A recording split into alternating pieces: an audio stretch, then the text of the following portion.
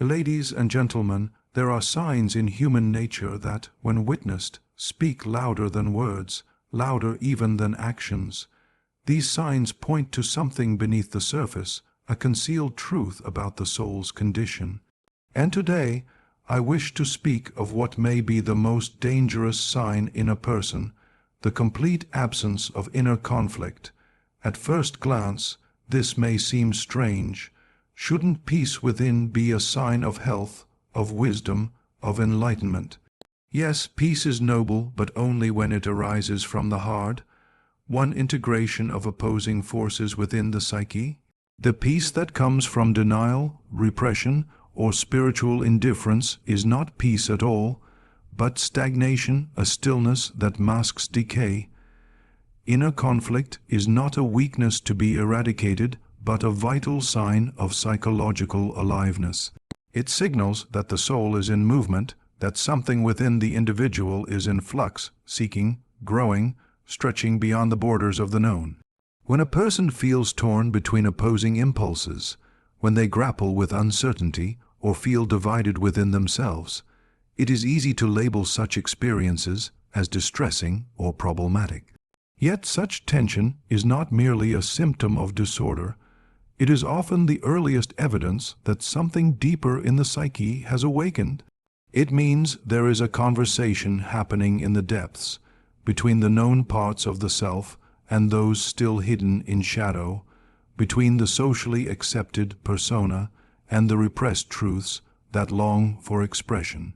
Without conflict, there can be no transformation, for it is only when the old and the new meet, often violently, that something more whole and integrated can be born.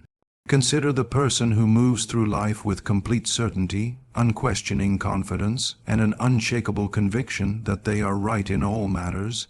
They may appear admirable to the outside world, a model of decisiveness or strength. Yet beneath such surfaces may lie a profound psychological rigidity, a refusal to admit doubt, a terror of the unknown. This person has resolved all inner tensions not by integrating opposites, but by suppressing one half of the equation, often the uncomfortable truths about themselves that do not fit the image they wish to maintain. The absence of conflict here is not evidence of harmony, but of domination. One part of the psyche has conquered the other, silenced it, buried it beneath the thresholds of awareness. And though the surface appears calm, the soul beneath may be in chains. When we speak of inner conflict, we are not speaking of aimless anxiety or neurotic overthinking. Rather, we are speaking of the essential creative friction that arises when the individual begins to differentiate themselves from inherited roles, unconscious drives, and external expectations. A young adult who begins to question the beliefs they were raised with. A parent who struggles with the tension between individual desire and responsibility. A person who confronts an unexpected moral dilemma. All of these are examples of a psyche in motion. The presence of inner struggle in these moments is not an error to be corrected, but a signal that the person is alive to the complexity of life. They are not content to live mechanically, following the path of least resistance, but are being drawn inward into the necessary and difficult process of becoming who they truly are. The alchemists spoke of the Negrido, the blackening phase of transformation, when all certainty dissolves and the self confronts its own darkness. This was not a phase to be avoided, but a sacred stage in the process of growth. Inner conflict is often a modern form of the Negrido.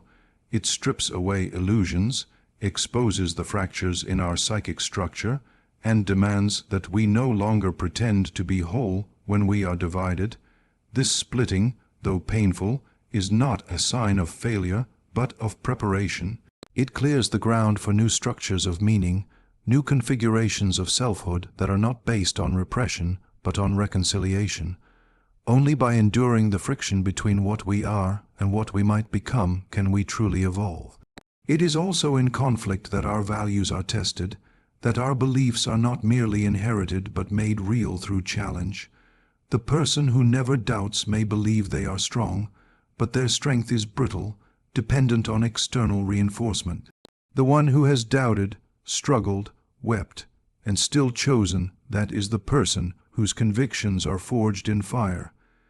They do not act out of inherited certainty, but from a deeply felt understanding of who they are and what they stand for. In this way, inner conflict refines us. It burns away the false and leaves only what is essential. There is also a profound humility in those who live with conflict. They understand the fragility of the self, the complexity of the psyche, the impossibility of ever being completely right. They approach others not from a place of superiority, but from recognition. They see the struggle in others because they have seen it in themselves. And this, too, is a gift of conflict. It binds us to one another, reminds us that to be human is to be divided, to carry contradictions, to live with paradox. In embracing this, we do not become less. We become more whole, more real, more alive. The individual who feels no tension within often reveals a deeper entanglement with what psychologists have called the persona, the mask we wear to meet the world, the role we perform in society that helps us function and be accepted. This mask is not inherently false or malicious. It serves a necessary purpose in navigating social reality. But the danger arises when the persona is mistaken for the whole self, when the mask becomes fused with identity so thoroughly that the person forgets there is anything behind it. When this happens, the individual may seem composed, confident, and socially successful, yet something essential has been lost: the capacity for self-inquiry, for vulnerability, for contact with the deeper, more instinctual and creative layers of the psyche. The absence of conflict in such a person is not a sign of wholeness, but of over-identification with the external image, a rigid adherence to appearances that stifles inner depth and complexity. The persona thrives on certainty, on the presentation of consistency and strength, but the true self is made of contradictions. It is raw, spontaneous, and full of tensions that do not resolve easily. The person who has fully merged with their persona no longer allows themselves to feel these tensions. They may dismiss doubt as weakness, emotion as distraction, and introspection as unnecessary. Their inner world becomes flat, rehearsed, curated for acceptability. They live within the expectations of their role, the strong leader, the moral teacher, the clever professional, but they no longer question whether this role aligns with their authentic self. They may no longer even recognize that there is a difference. This fusion with the persona often comes with a sense of safety, of clarity, of purpose, but it is the safety of a prison cell whose bars are made of approval and fear of exposure. In such individuals, the soul begins to starve. The deeper forces within them, their passions, their doubts, their unacknowledged fears and longings, are pushed further into the unconscious, where they ferment and transform into something far more dangerous than open conflict. They become complexes, autonomous pockets of psychic energy that influence thought, emotion, and behavior from the shadows. The person continues to function, perhaps even to thrive by external standards, yet increasingly they are not living their own life but performing an idealized version of themselves, disconnected from what is genuine. They may feel moments of inexplicable fatigue, irritation, or numbness. Relationships may become strained without clear cause. Creativity may dry up. These are symptoms not of success, but of a self that has lost contact with its roots. The more we identify with the persona, the more we repress anything that threatens its stability. Emotions like jealousy, fear, resentment, or sadness are denied because they do not fit the role we play. The person who prides themselves on being kind cannot admit their capacity for cruelty. The one who sees themselves as rational cannot face their irrational fears. The one who is always in control cannot allow themselves to break down. And so, the rejected parts are hidden, buried, exiled to the unconscious, but they do not disappear. They live on in dreams, in sudden outbursts, in subtle self-sabotage, or in projections onto others. The individual becomes split not in the open, fruitful way of conscious inner conflict, but in the closed, dangerous way of repression. This condition is especially perilous because it lacks visibility. From the outside, such a person may seem admirable, balanced, even enlightened. They may speak the right words, exhibit proper behavior, and follow every cultural script to perfection. But inwardly, they are disconnected from the very essence of life, which is movement, contradiction, and transformation. Their calm is not peace but avoidance. Their confidence is not born from self-knowledge but from distance from the self. They have built a fortress around their identity, and though it may look like a palace, it is a structure that keeps the soul from growing, from feeling, from evolving. True individuation, the path to becoming a whole person, requires us to differentiate ourselves from the persona. It means recognizing the roles we play and questioning how much of our identity they truly express. It demands that we tolerate discomfort, that we allow the persona to be challenged by the deeper truths that emerge from within. This process is not without pain. It often begins with crisis when the old role no longer fits, when the mask cracks, when life forces us to confront the parts of ourselves we have denied. But this pain is sacred. It signals that something real is trying to break through, that the soul is knocking on the door of consciousness, asking not to be buried beneath the performance.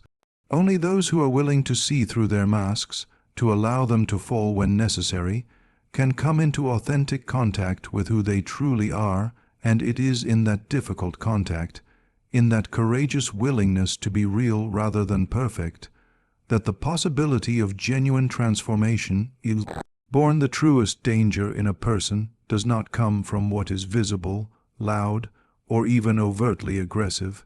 It comes from what lies beneath the surface, unnoticed, unacknowledged, and unexamined. It is the realm of the unconscious, the vast and hidden landscape of the psyche, that holds all that we cannot or will not see in ourselves. When someone lives in a state of unconsciousness, when their words and actions arise not from reflection but from automatic repetition, from inherited assumptions, from suppressed emotions or unexamined beliefs, they become susceptible to forces they do not understand. These forces do not disappear simply because they are ignored. In fact, they grow more powerful in the dark.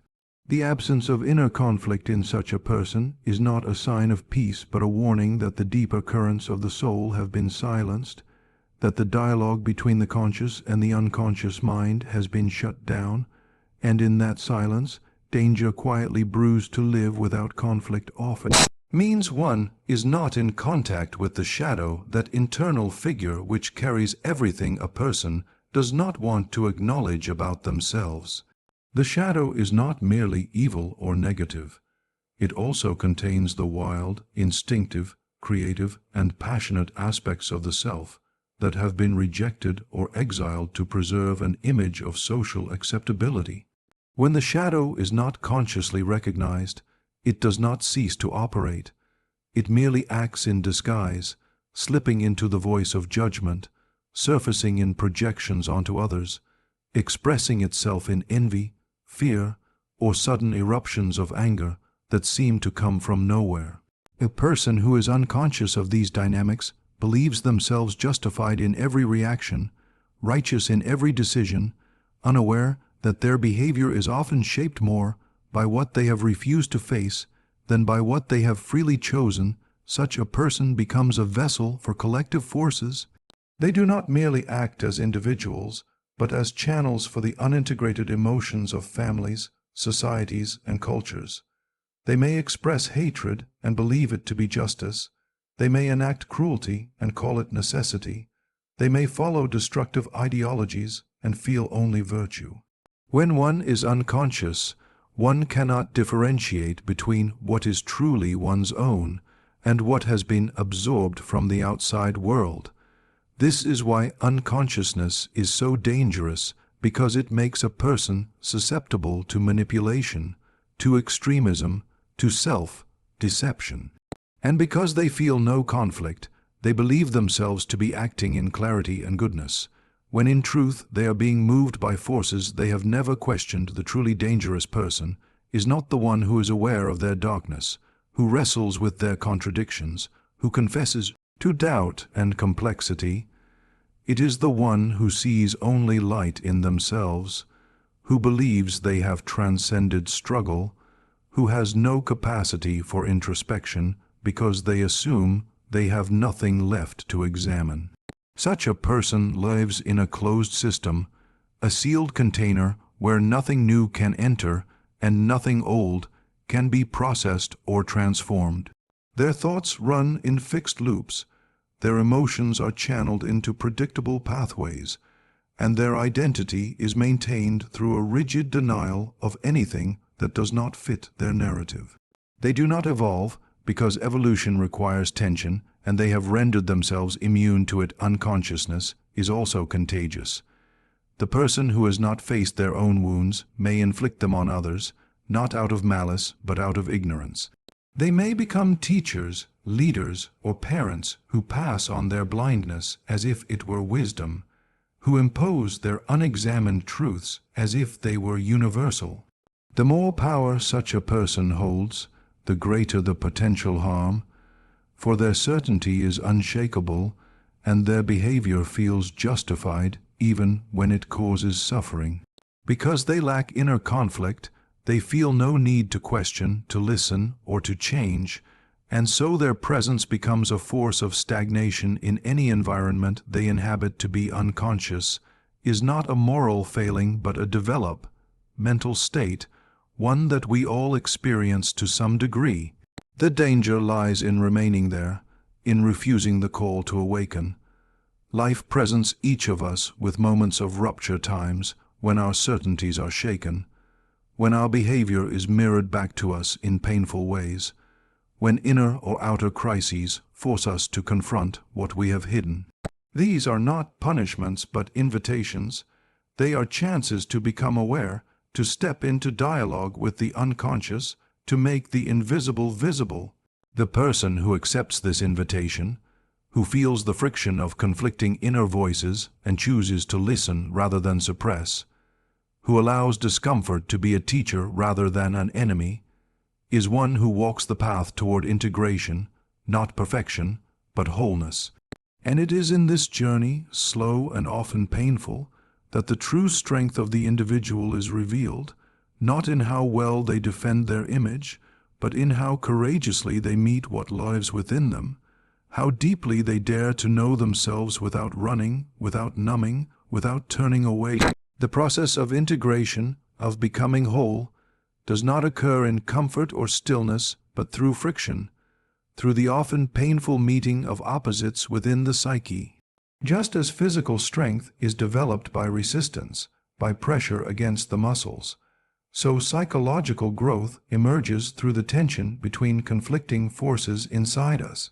It is in this space between our desires and our duties, between what we want and what we fear, between our ideals and our instincts, that the soul begins to stretch and evolve. Without that tension, without that resistance, we remain undeveloped, living at the surface of ourselves, untouched by the deeper currents that shape who we might yet become.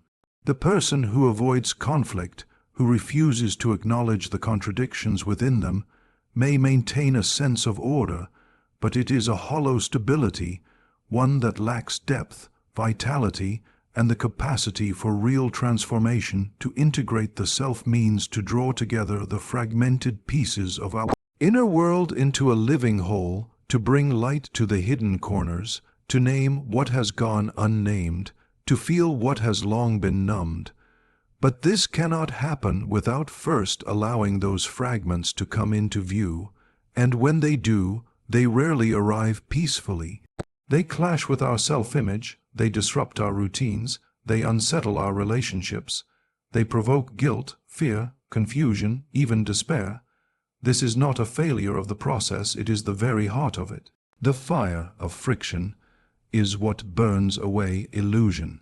It strips us of false identities, confronts us with the cost of our defenses, and leaves behind something more real, more grounded, more alive. It is tempting to believe that growth comes through ease, that clarity will descend like a gift from above once we have arranged our lives correctly. But the truth is that clarity is born from chaos. The person who has never felt torn between competing parts of themselves has not yet truly entered into relationship with their full humanity. We are not one thing, we are many, a constellation of impulses, fears, memories, and longings, some conscious, many not. To live as though only one voice matters, as though only one part of the self deserves expression, is to flatten the soul. Integration asks us to allow all voices to speak, to let the angry child, the fearful lover, the hidden artist, the wounded critic all take their place at the table. It is not about silencing what is difficult, but about learning to hold it with awareness and compassion. This inner holding is what makes transformation possible. It is not enough to identify our contradictions. We must live with them, carry them, wrestle with them until a new form emerges. This process is alchemical. It is not linear or logical, but deeply mysterious. One does not simply decide to become whole. One suffers the experience of fragmentation until something greater begins to take shape. This requires patience, humility, and a deep trust in the wisdom of the psyche, which knows how to move toward balance if we do not interfere, if we do not rush to resolve what is meant to be endured. The willingness to sit in discomfort, to resist premature conclusions, to allow the friction to do its work, this is the mark of true courage. Without friction, the self cannot be tested, and without testing, it cannot become resilient. A belief that has never been challenged cannot grow roots. A value that has never been questioned cannot deepen. The person who avoids all conflict may appear consistent, but it is the consistency of a closed loop, not of a living truth. Real integrity does not come from suppressing contradiction, but from facing it, from enduring the storm of uncertainty until the center holds. And in that holding, something new is born, not a perfect self, not a pure self, but a fuller self, one capable of embracing both strength and vulnerability, clarity and confusion, certainty and doubt. To live this way is not easy. It is to walk a narrow path between extremes, to feel the pull of opposites without giving in to fragmentation. It is to recognize that every movement toward light casts a shadow, that every act of love can awaken fear, that every step toward truth may bring with it disillusionment. But this is the path of authenticity. It is not smooth, it is not predictable, but it is real. It demands that we remain awake, that we stay close to our inner life, that we honor the complexity of what it means to be human. And in doing so, we become more than what we were. We become vessels large enough to contain the full spectrum of our being, not because we have resolved every contradiction, but because we have learned to live within them, to let them shape us, to let them speak, until at last they cease to be enemies and become the raw material of wisdom, depth. And so let us not fear our conflicts.